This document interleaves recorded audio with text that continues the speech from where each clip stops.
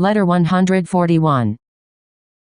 Content warnings. Social ostracization. Hi, how are you today? Look, it doesn't matter whether I can hear you or not as long as you answer the question for yourself. Because how can you face your troubles if you don't know what they are? A couple years ago, I moved to a new school. I was a loner and a stranger. I didn't know this at the time, but it's in my nature to fight. I thought I was making friends, but I made enemies. Most of them were teachers and admin who collaborated to get me into a different class. But there was this one student. Truth be told, neither of us minded the other's existence. Just imagine Loki and Tony Stark in the same room. When there was an Uno deck or a wall of memes between us, it wasn't so bad. We tried to hang out in person again but didn't even complete the arrangements. So yeah, I had no friends. I thought I was lonely then. 2 years later, I moved again. I actually made friends, but we had some fights and they didn't stick around long. It took probably 6 or 7 months before the wear on our relationships began to show. The workload dragged me down and my concentration began to wander.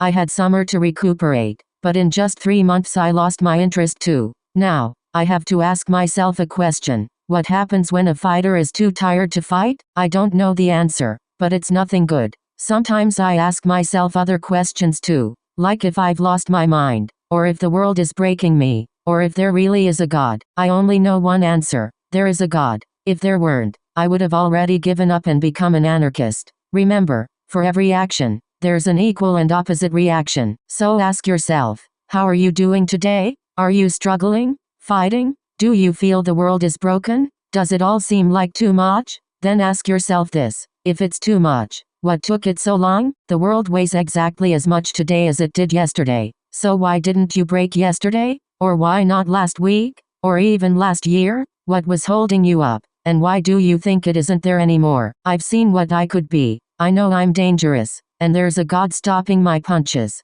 Believe what you want, but I trust that guy.